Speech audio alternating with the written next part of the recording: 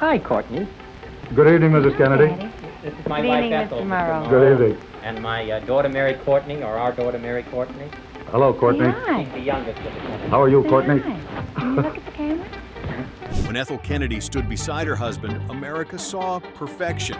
The radiant smile, the clasped hands, a picture of faith and family, 11 children, a mansion in Virginia, dynasty blessed by God and adored by the nation. Behind that holy image was a marriage built on lies. Robert F. Kennedy, the man who preached morality, betrayed her again and again. Actresses, friends, even his own sister-in-law. And Ethel knew, she always knew. Yet she stayed. She smiled.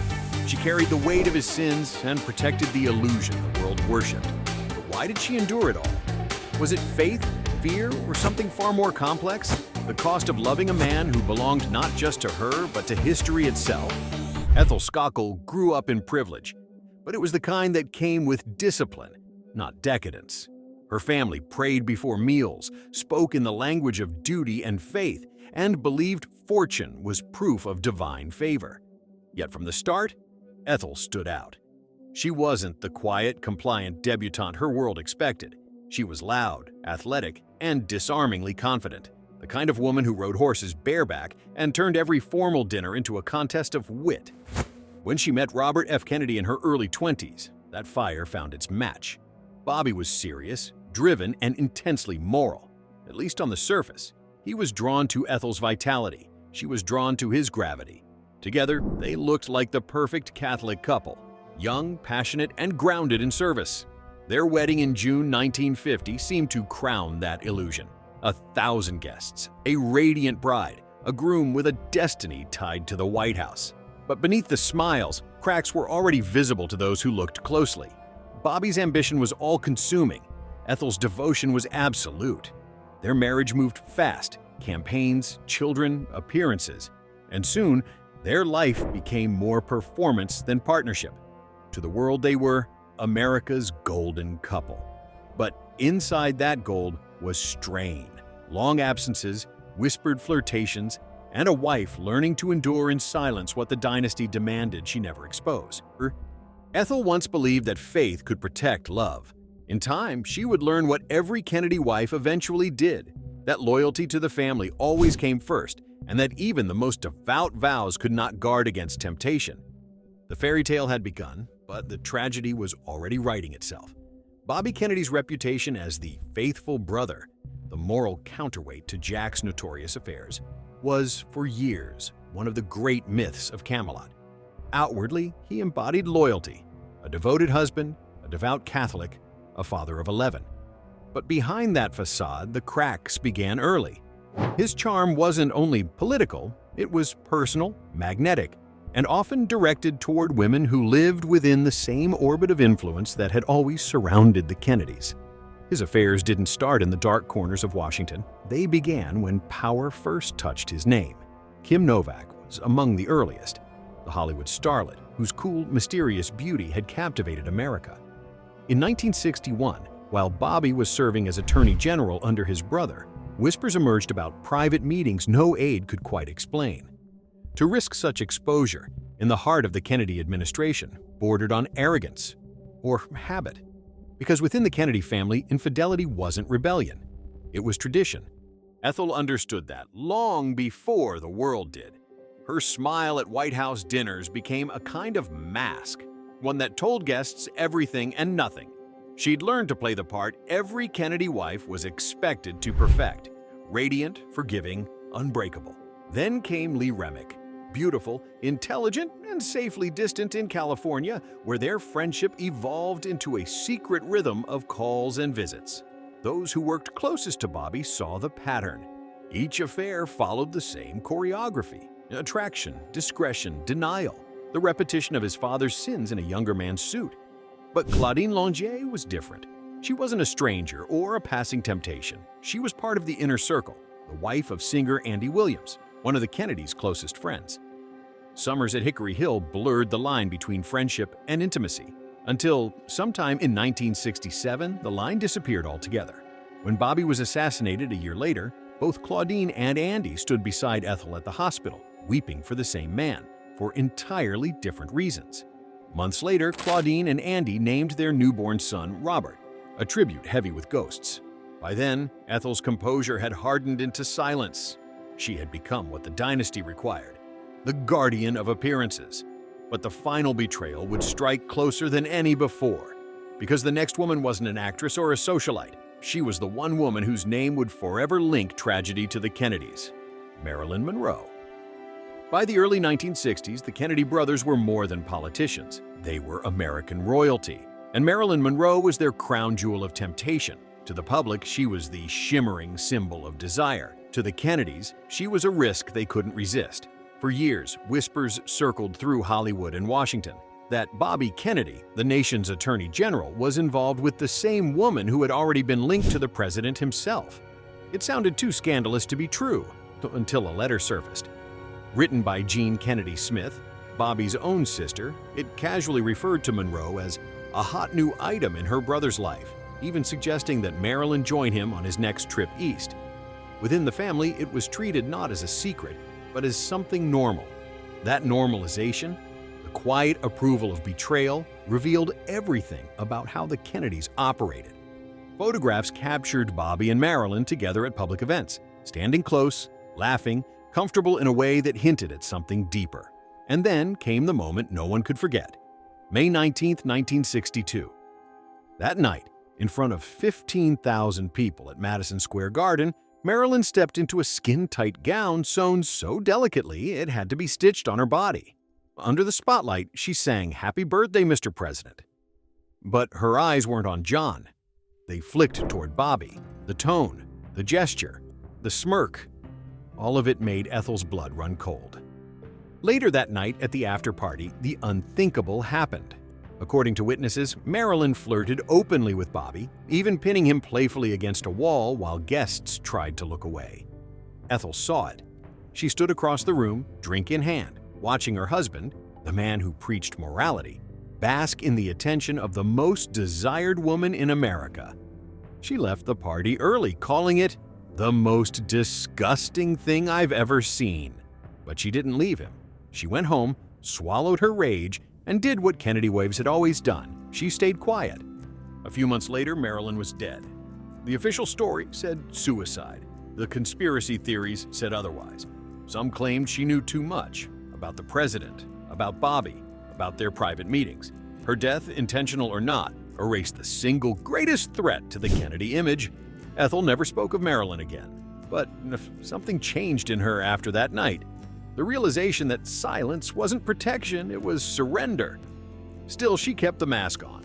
The public saw the smiling wife. Inside, she was unraveling. Yet the story didn't end there. Because in the wake of Marilyn's death, Bobby turned to the one woman who understood the same loss, the same loneliness, and the same grief that now defined their dynasty. Her name was Jacqueline Kennedy. And what began as consolation would become the final betrayal. After President John F. Kennedy's assassination in November 1963, the world saw Robert F. Kennedy as a pillar of strength, the loyal brother rising from tragedy to carry the family's torch. But behind the cameras, Bobby collapsed. He barely slept. He spoke to his brother's photograph as if waiting for forgiveness. He went to Arlington Cemetery twice a day, kneeling before the grave of a man whose death he blamed himself for. The myth of control, of the clean-cut, disciplined Kennedy, was gone. What remained was a man spiraling between guilt and desire, desperate to feel alive again. And in that void, he turned to the one person who mirrored his loss, Jacqueline Kennedy. What began as comfort soon blurred into sin. Grief became touch, touch became routine. By the winter of 1963, Bobby and Jackie were no longer just mourning together. They were entangled. It wasn't rumor or momentary weakness. It was an affair that lasted 4 years, conducted in plain sight of the people who mattered most. At dinners, they would lean close, whispering like teenagers. At family retreats, they'd disappear for hours under the pretense of long walks. Their eyes found each other even in church pews. Friends spoke of a dangerous tenderness between them, as if two wounds had fused into one secret. Bobby, the man who built his image on moral crusades, was now defying every vow he'd ever made. To his wife, to his faith, to the ideal he preached to the nation. Ethel knew. She always knew. The servants at Hickory Hill whispered. The family aides looked away. Even Franklin Roosevelt Jr. once said Bobby might have divorced Ethel to marry Jackie if it hadn't been forbidden by the church, and by decency itself. But Ethel's cage wasn't built of religion alone. It was built of expectation, the Kennedy wives' silent code. Smile, endure, protect the name.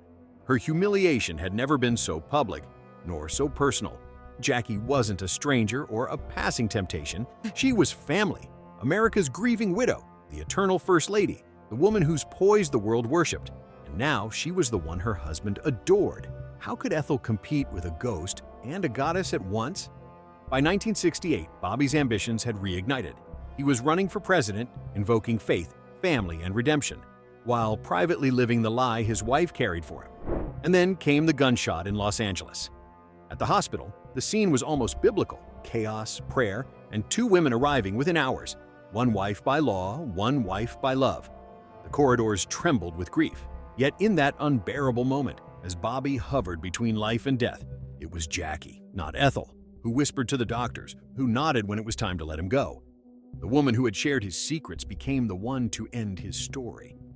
Ethel stood beside the bed, surrounded by 11 children, her face a portrait of iron restraint. No tears, no words, only silence.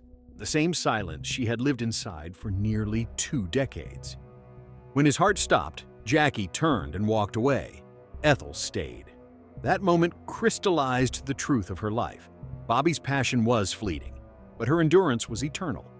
He had betrayed his vows in pursuit of feeling. She had honored hers in the face of ruin. For the rest of her days, Ethel never spoke Jackie's name again. She never sought revenge, never exposed the secret everyone already knew. Her silence became her weapon, sharper than scandal, colder than forgiveness.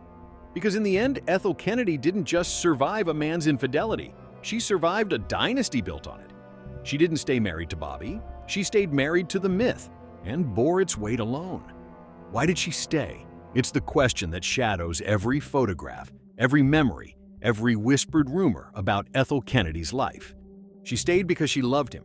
That was the simplest truth. Those who knew her said she adored Bobby more completely than she ever thought possible. He was her great love, her compass, her cause. And for a woman raised in the strict faith and hierarchy of Catholic America, love wasn't something you abandoned when it hurt. It was something you bore. But love wasn't the only reason. There was power, the kind that came with being a Kennedy. Ethel wasn't just a wife. She was the matriarch of a political dynasty, the woman beside the man who might have become president. Through Bobby, she had access to senators, artists, kings, and the Pope.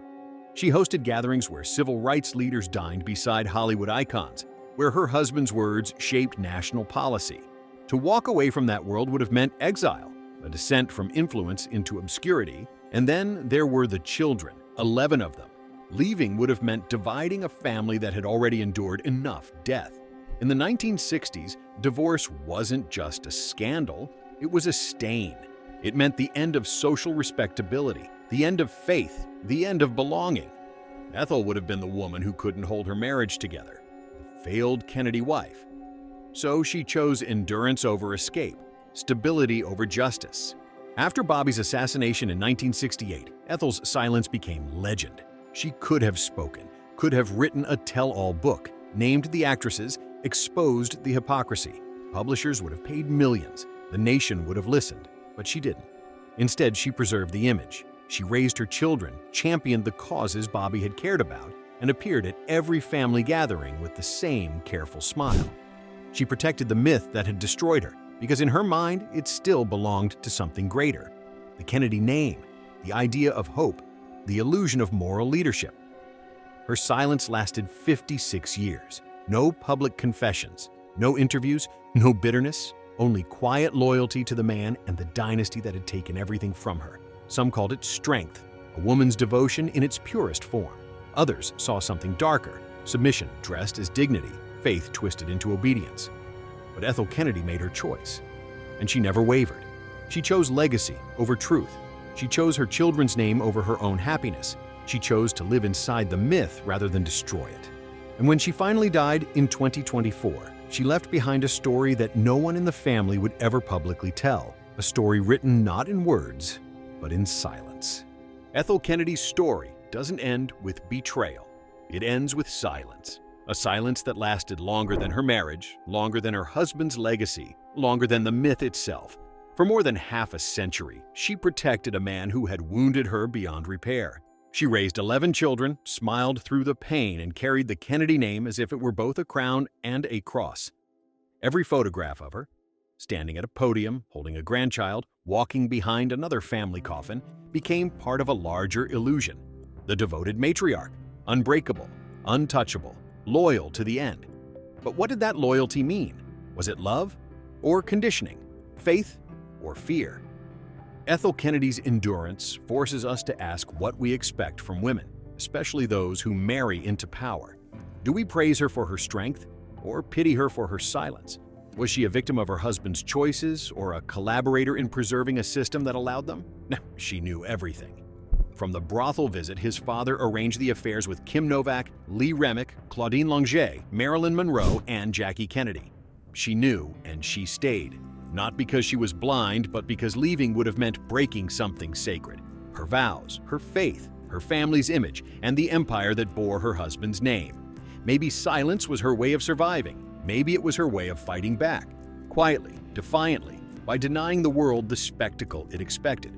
Or maybe it was her way of surrendering, of letting the myth swallow the truth. In the end, Ethel Kennedy became both a symbol and a question. A woman defined not by what she said, but by everything she refused to say. Whether you see her as a victim or an accomplice depends on what you value most: love, loyalty, or truth. Because sometimes silence isn't a weakness, sometimes it's the only kind of power left.